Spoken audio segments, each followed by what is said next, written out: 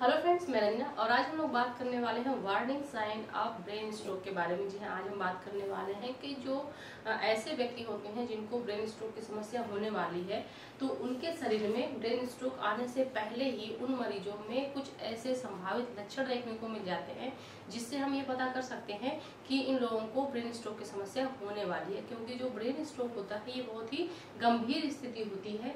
इसमें जो मरीज होता है, जो व्यक्ति होता है, उसको पैरालाइज मतलब कि उसको पक्षाघात की समस्या भी हो जाती है, जिसको हम लकवा कहते हैं, उसकी समस्या भी हो सकती है और कभी कभी व्यक्ति की मौत भी हो जाती है। तो अभी रिसेंटली स्टडी में ये देखने में आया है कि जो ऐसे मरीज हैं जिनको ब्रेन स्ट्रोक की समस्या हुई है, उनकी जो बॉडी होती है, उनका जो शरीर होता है, उनमें 43% उनमें जो ब्रेन स्ट्रोक के मरीज होते हैं उनमें कुछ ऐसे संभावित लक्षण होते हैं जो शरीर में पहले से ही दिखने लगते हैं, लगभग एक हफ्ते पहले। तो अगर हम उस चिन्ह को, उस लक्षण को पहचान लें तो हम उन व्यक्तियों की जान बचा सकते हैं जिनकी मौत ब्रेन स्ट्रोक की वजह से हो जाती है। क्योंकि ब्रेन स्ट्रोक बहुत ही गंभीर स्थिति होती है। अब इसमें होता क्या है, ब्रेन स्ट्रोक हम किसे कहते हैं? तो ब्रेन स्ट्रोक में जो मस्तिष्क की नसें होती हैं, ब्लड वेसल्स होती हैं, वहां पे पर्याप्त मात्रा में ब्लड सप्लाई नहीं जा पाती है, मतलब खून नहीं पहुंच पाता है। और इस वजह से ब्रेन का वो हिस्सा क्या होता है, काम करना बंद कर देता है। क्योंकि वहाँ के जो ब्लड वेसल्स हैं वहां तक खून नहीं पहुंच पा रहे, इसलिए वहाँ के जो सेल्स हैं, जो टिश्यू हैं, वो डैमेज होने लगते हैं, मरने लगते हैं और इस वजह से ब्रेन अपना काम करना बंद कर देता है। और जैसे ही ब्रेन काम करना बंद करेगा वैसे ही व्यक्ति भी काम करना बंद कर देता है, मतलब कि उसकी मौत हो जाती है।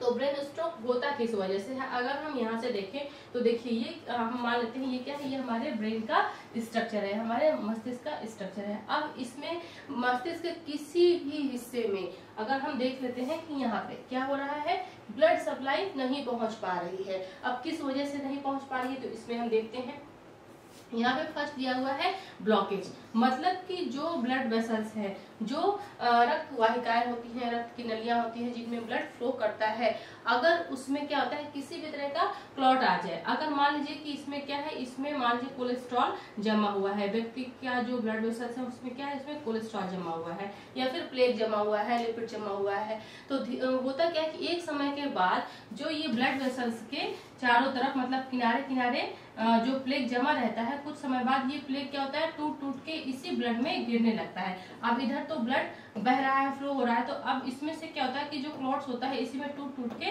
मिलने लगता है। और फिर जब ब्लड सर्कुलेशन होता है, मतलब किसी भी तरह से तैरते तैरते ब्लड के थ्रू अगर वो ब्रेन तक पहुंच गया, तो ब्रेन में बहुत ही पतली पतली महीन महीन ब्लड वेसल्स होती हैं, खून की नलिकाएं होती हैं। तो अब अगर कहीं पे जाके ये क्लॉट क्या हुआ, फंस गया, अब मान लीजिए कि इतनी पतली सी ये खून की नली है और इसमें जाके ये क्लॉट क्या हुआ, फंस गया। अब जब ये फंस जाएगा तो ये जो इधर से तो खून जाएगा लेकिन इसके आगे ब्लड नहीं जा पाएगा। अब जब इसके आगे ब्लड नहीं जा पाएगा तो यहाँ का जो एरिया होगा, यहाँ का जो एरिया होगा वहां तक तो ब्लड आ रहा है लेकिन उसके आगे नहीं जा रहा है, तो यहाँ का जो एरिया होगा उसको अब ब्लड की सप्लाई नहीं मिल पाएगी। जब उसको ब्लड की सप्लाई नहीं मिल पाएगी तो यहाँ की जो सेल्स है वो मरने लगेंगी। क्योंकि जो ब्लड होता है उसी में सारे कंपोनेंट्स होते हैं, प्लस क्या होता है, प्लस ऑक्सीजन होती है। जितना भी न्यूट्रिशन होता है, जो भी न्यूट्रिशन होता है उसके साथ साथ ब्लड में क्या होता है, ऑक्सीजन होती है। ऑक्सीजन को कैरी करने का काम ब्लड ही करता है। तो जब हमारे ब्रेन के जिस हिस्से को ब्लड सप्लाई नहीं मिलेगी, मतलब उसको ऑक्सीजन भी नहीं मिलेगी, साथ में न्यूट्रिएंट भी नहीं मिलेगा, और जब ऑक्सीजन नहीं मिलेगी तो सेल्स तो मरेगी ही मरेगी। आप खुद से ही सोचिए कि जब आपको ऑक्सीजन नहीं मिलती है पर्याप्त मात्रा में तो क्या होता है, सफोकेशन होने लगता है। तो यही सेम हमारे शरीर के साथ भी होता है। ब्रेन को काम करने के लिए या हमारे पूरे शरीर को काम करने के लिए क्या चाहिए, ब्लड चाहिए। अब इस एरिया में मान लीजिए ब्लड नहीं पहुंचा तो यहाँ पे क्या होगा कि अब यहाँ की ब्लड वेसल्स डैमेज होना शुरू हो जाएंगी। तो पहला तो ये हो गया कि अगर किसी भी वजह से जो ब्लड वेसल्स है उसमें किसी भी तरह का ब्लॉकेज हो गया, कोई क्लॉट हो गया। दूसरा क्या होता है कि अगर जो ब्लड वेसल से कहीं से फट गई, क्या हुई, फट गई, रप्चर हो गई। जैसे व्यक्ति को जब हाई बीपी की समस्या होती है तो उस दौरान जो ब्लड होती है, ब्लड वेसल्स होती है, उनके फटने के रिस्क बढ़ जाते हैं। तो अगर फट गई, ब्लड वेसल्स मान लीजिए फट गई, तो क्या होता है कि खून अब यहाँ पे बाहर जाने लगता है, ब्लड से सॉरी जो ब्लड वेसल्स होती है उनसे बाहर जाने लगता है। तो अब ये इधर नहीं जाता, इधर नहीं जा पाता, आगे नहीं जा पाता, बल्कि यहीं पे क्या होता है, इकट्ठा होने लगता है। अब जब इस एरिया में, आगे वाले एरिया में ब्लड नहीं जाएगा तो यहाँ का एरिया क्या होगा, डैमेज होने लगेगा। तो ब्रेन का जो भी हिस्सा प्रभावित होता है और उस हिस्से वो जो हिस्सा होता है ब्रेन का जिस भी बॉडी पार्ट को कंट्रोल करता है, कमांड करता है, उस हिस्से पे उसके असर दिखने लगते हैं। जैसे कि अगर हम इस फिगर के थ्रू देखें, जैसे अगर हम इस फिगर के थ्रू देखें तो सबसे पहला जो वार्निंग साइन देखने को मिलता है वो क्या है, वो हमको देखने को मिलता है बैलेंस। वो क्या होता है बैलेंस। मतलब कि व्यक्ति का जो शारीरिक बैलेंस होता है वो नहीं वो कर पाता है, या फिर व्यक्ति को अचानक से चक्कर आने जैसी समस्या होने लगती है। जैसे ही व्यक्ति बैठा है और जैसे ही बैठ के वो खड़ा होता है उसको बहुत जोर सा चक्कर आता है, या फिर कभी कभी ऐसा भी होता है कि सोते हुए भी व्यक्ति को चक्कर आने लगते हैं और ये सडन होते हैं, मतलब अचानक से चक्कर आते हैं। तो इसको व्यक्ति क्या समझता है कि मे भी ये मुझे वीकनेस की वजह से हो रहा है, मतलब कि कमजोरी की वजह से हो रहा है। लेकिन ये कमजोरी का लक्षण नहीं होता, बल्कि ये हो सकता है कि व्यक्ति को ब्रेन स्ट्रोक की समस्या होने वाली हो, स्टार्टिंग लक्षण है। तो अगर व्यक्ति इस पर ध्यान नहीं देता तो आगे फिर उसको उस समस्या से सफर करना पड़ता है। इसके अलावा क्या होता है, लॉस ऑफ बैलेंस। मैंने अभी बात की कि व्यक्ति खुद पे बैलेंस नहीं कर पाता है। जैसे अगर वो बैठा हुआ है, बैठ के जैसे ही वो खड़ा होता है तो उसको इतनी तेज चक्कर आते हैं कि वो लड़खड़ा के कभी कभी तो गिर जाता है, जिसकी वजह से उसको अदर पार्ट में भी चोट लग जाती है। इसके साथ ही क्या हुआ कि व्यक्ति को अचानक से बहुत तेज सर दर्द की समस्या भी हो जाती है। सडनली क्या होता है, सडनली उसको बहुत अधिक हेडेक की समस्या हो जाती है। ऐसे क्या होगा कि देखिए अभी क्या है, लाइफ बहुत स्ट्रेसफुल है और रोज की भागा दौड़ी में तो सर दर्द की समस्या लगभग आम बात हो गई है। लेकिन जो ब्रेन स्ट्रोक के व्यक्ति होते हैं, ब्रेन स्ट्रोक जिनको आने वाला रहता है, उनको अचानक से ये महसूस होता है कि उनके सर में बहुत तेज से दर्द हो रहा है, साथ में चक्कर वाली समस्या रहती है। तो सर दर्द भी होगा और साथ में उनको ऐसा महसूस होगा कि बहुत तेज उनको चक्कर भी आ रहा है। और ये जो दर्द होता है बहुत ही असहनीय होता है, मतलब बहुत ही तेज होता है। तो इससे आप अंदाजा लगा सकते हैं कि मे भी व्यक्ति के अंदर क्या हो रहा है, ब्रेन स्ट्रोक की समस्या होने वाली है। तो ये तो तभी डायग्नोस हो पाएगा जब आप डॉक्टर के पास जाएंगे। लेकिन जो वार्निंग साइन है वो जानना हमारे लिए जरूरी है, तभी हम उस व्यक्ति की जान बचा पाएंगे। उसके बाद सेकंड क्या होता है, सेकेंड आई प्रॉब्लम होती है, मतलब कि जो उसके देखने की क्षमता होती है वो प्रभावित होने लगती है। जैसे नॉर्मल विजन है, व्यक्ति को सब कुछ क्लियर दिख रहा है, लेकिन कभी कभी क्या होता है कि अचानक से व्यक्ति को धुंधला दिखाई देने लगता है।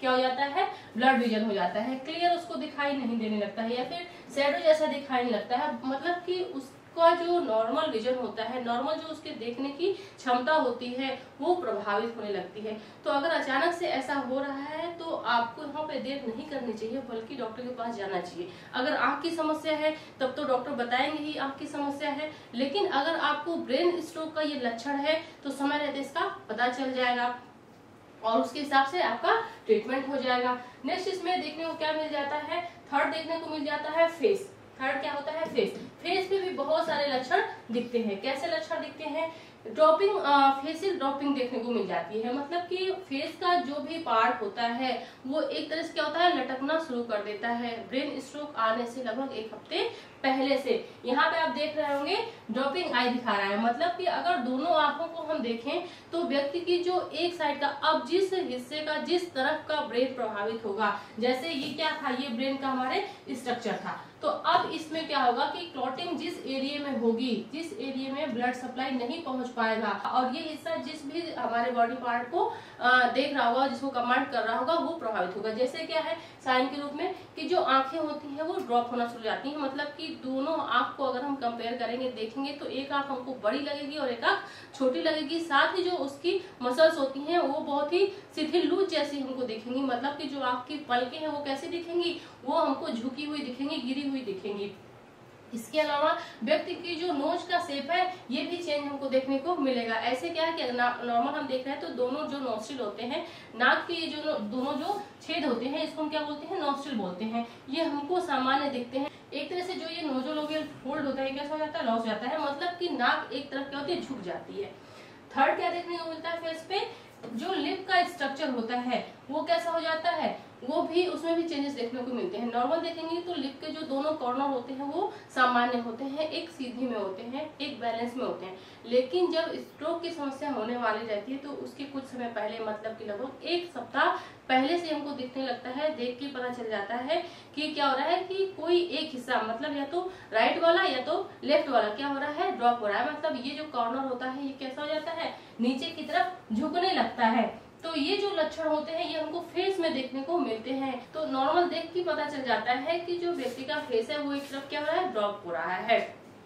इसके अलावा क्या देखने को मिलता है कि जो व्यक्ति के आर्म्स होते हैं एंड लेग्स होते हैं, मतलब कि जो हाथ पैर होते हैं उसमें व्यक्ति की वीकनेस आ जाती है, कमजोरी व्यक्ति को लगती है।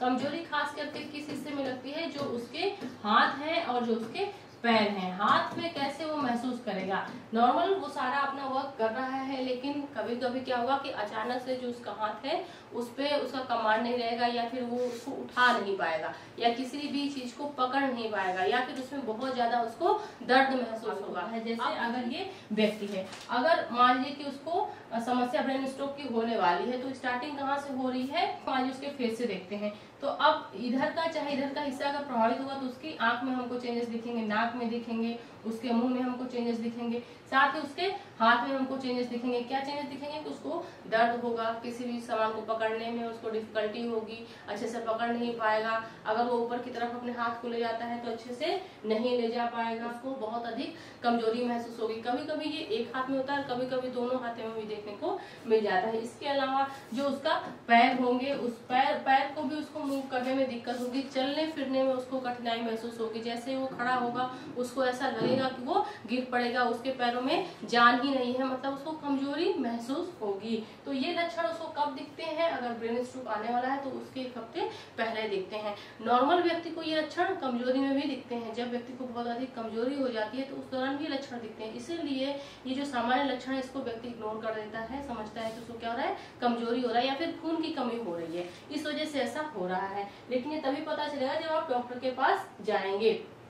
नेक्स्ट क्या देखने को मिल जाता है, स्पीच प्रॉब्लम हो जाती है, मतलब कि बोलने में उसको दिक्कत होने लगती है, बोलने में व्यक्ति को प्रॉब्लम होती है, डिफिकल्टी इन स्पीकिंग होने लगता है। जब कोई भी चीज वो बात करने की कोशिश करता है, किसी से बात करने की कोशिश करता है तो उसकी जुबान लड़खड़ाने लगती है, मतलब कि जैसे हम बोल रहे हैं, मैं बोल रही हूँ तो बिल्कुल क्लियर वॉइस आ रही है, लेकिन जब कोई ऐसा व्यक्ति बोलता है जिसको ब्रेन स्ट्रोक की समस्या होने वाली है, उस व्यक्ति की जो जबान है वो लड़खड़ाती है, साफ वो किसी भी वर्ड को नहीं बोल पाता है, ये देखने को मिलता है। और ये बहुत ही मुख्य लक्षण होता है, महत्वपूर्ण लक्षण होता है, क्योंकि अब यहाँ पे क्या होता है कि धीरे धीरे जो पैल्सी की समस्या है वो अब डेवलप हो रही है, क्योंकि हमने इसके पहले पढ़ा था कि क्या होता है, फेस का जो स्ट्रक्चर होता है वो चेंज होने लगता है, आंख मुंह नाक में हमको चेंजेस दिखते हैं। तो इसके साथ साथ जो उसकी स्पीच वाली प्रॉब्लम होती है, उसके बोलने की जो क्षमता होती है वो भी क्या होती है, यहाँ पे प्रभावित होती है। और अगर व्यक्ति स्माइल करने की कोशिश करता है तो वो भी क्लियर नहीं हो पाता है, मतलब कि जो उसकी यहाँ की मसल्स हैं वो अच्छे से काम नहीं कर पाती हैं, वो कमजोर होने लगती हैं। तो ये सब किसका लक्षण है, ये सब ब्रेन स्ट्रोक का लक्षण है। तो ब्रेन स्ट्रोक के जो भी वार्निंग साइन होते हैं, अगर हम इसको एक सीक्वेंस में याद करना चाहें तो कैसे याद कर सकते हैं, तो इसके टोटल कितने लक्षण होते हैं, 5 होते हैं वार्निंग साइन। 5 वार्निंग साइन होते हैं जो व्यक्ति को एक हफ्ते पहले दिखते हैं, जब भी उसको स्ट्रोक आने वाला रहता है उस दौरान, क्योंकि स्टडी में ये बात सामने आ चुकी है। तो अगर हम इसको कोड भाषा में देखना चाहें तो हम कैसे इसको याद कर सकते हैं, तो इसको हम बोलेंगे वी फास्ट, वी फास्ट। अब हम इसको एक एक करके समझ लेते हैं। तो बी से हम यहाँ पे क्या लिखेंगे, बी से हो जाएगा बैलेंस, मतलब कि जो व्यक्ति होगा उसको बैलेंस बनाने में दिक्कत होगी, तो यहाँ पे क्या होगा, loss of body balance, body balance, अपने शरीर का जो बैलेंस है वो व्यक्ति नहीं बना पाएगा। इसके अलावा उसको क्या होगा, वर्टिगो, मतलब कि चक्कर बहुत ज्यादा उसको आने लगेंगे, और सीवियर हेडेक की समस्या होगी, सीवियर हेडेक, सर दर्द की बहुत अधिक समस्या उसको होगी। और ये जो सर दर्द होगा कैसा होगा, सीवियर होगा, मतलब बहुत ही तेज होगा। नॉर्मल सर दर्द भी हमको समझ में आता है, और जब तेज होता है तो उस दौरान व्यक्ति को बहुत अधिक घबराहट भी होने लगती है। नेक्स्ट इसमें क्या था, नेक्स्ट इसमें आई साइट, क्या है, आई साइट, मतलब कि जो व्यक्ति के देखने की क्षमता होती है, आंखों का जो विजन होता है वो प्रभावित होता है, मतलब व्यक्ति को धुंधला दिखाई दे सकता है, या फिर व्यक्ति को 2 लोग दिखाई दे सकते हैं, या फिर व्यक्ति को मतलब अंधेरा जैसा दिख सकता है। कुल मिला के उसके देखने की जो क्षमता है वो प्रभावित होती है। एफ से क्या था, एफ से था फेस, मतलब कि व्यक्ति के जो फेस होता है उसमें हमको चेंजेस दिखाई देने लगेगा। तो उसमें क्या था कि जो व्यक्ति की आई है उसमें हमको आईज में चेंजेस दिखाई देंगे कि जो आई है वो क्या होगी, ड्रॉपिंग आई देखने को मिलेगी। जो पलकें हैं वो नीचे की तरफ झुक जाएंगी, एक तरफ से लटक जाएंगी। इसके अलावा जो व्यक्ति का नोज है वो भी क्या होगी, एक तरफ लटक जाएगी। उसका जो लिप्स है वो भी एक तरफ क्या हो जाएंगे, लटक जाएंगे। तो ये चीज हमको देखने के लिए मिल जाएगी। नेक्स्ट क्या था, ए से क्या था, आर्म। तो आर्म एंड लेग, इन दोनों को इसमें हम ऐड कर लेते हैं। तो आर्म एंड लेग में क्या देखने को मिलेगा, वीकनेस देखने को मिलेगी, कमजोरी देखने को मिलेगी। व्यक्ति जो होगा उसको खड़े होने में दिक्कत होगी, अपना बैलेंस बनाने में दिक्कत होगी। अगर वो दोनों हाथों को अपने या फिर एक हाथ को ऊपर ले जाना चाहे तो नहीं ले जा पाएगा। इसके अलावा अगर कोई ऑब्जेक्ट को, किसी सामान को पकड़ना चाहे तो वो नहीं पकड़ पाएगा। मतलब उसको अपने पैरों में, हाथों में कमजोरी महसूस होगी। नेक्स्ट एस से क्या था, इससे होगा स्पीच। मतलब कि जो व्यक्ति होगा उसको बोलने में दिक्कत होगी, डिफिकल्टी होगी, वो क्लियर शब्द नहीं बोल पाएगा, उसकी जुबान लड़खड़ाएगी, उसके जो शब्द हैं वो स्पष्ट नहीं निकलेंगे, वो चाह के भी नहीं बोल पाएगा क्लियरली। साथ ही अगर हम उसको हंसने के लिए बोलते हैं तो उसको क्या होता है, डिफिकल्टी होती है, लाफिंग करने में उसको भी डिफिकल्टी होती है। इसके बाद लास्ट क्या था, टी का मतलब होता है टाइम टू कॉल। मतलब कि अब जरूरत है इमरजेंसी कॉल करने की, जिसकी वजह से हम जल्दी से एम्बुलेंस को बुला सकें और उस व्यक्ति को नियरेस्ट किसी अच्छे अस्पताल में दिखा सकें, जिससे उसकी जान को बचाया जा सके। तो ये जो 5 वार्निंग साइन है, ये जो 5 वार्निंग साइन है, इनको हर व्यक्ति को जानना बहुत ही जरूरी है। और अगर आप ऐसे व्यक्ति हैं जो मेडिकल फील्ड से जुड़े हुए हैं तब तो आपको ये जानना बहुत ही जरूरी है। और एग्जाम में भी इससे क्वेश्चन आते हैं, इसलिए आप इसको नोट डाउन कर लीजिएगा और याद कर लीजिएगा। तो आई होप कि आज की वीडियो से आपको समझ में आ गया होगा कि जो ब्रेन स्ट्रोक होता है वो किस वजह से होता है और इसके वार्निंग साइन कौन कौन से होते हैं। तो आज के लिए बस इतना ही, मिलते हैं अगली वीडियो में, तब तक के लिए थैंक यू सो मच।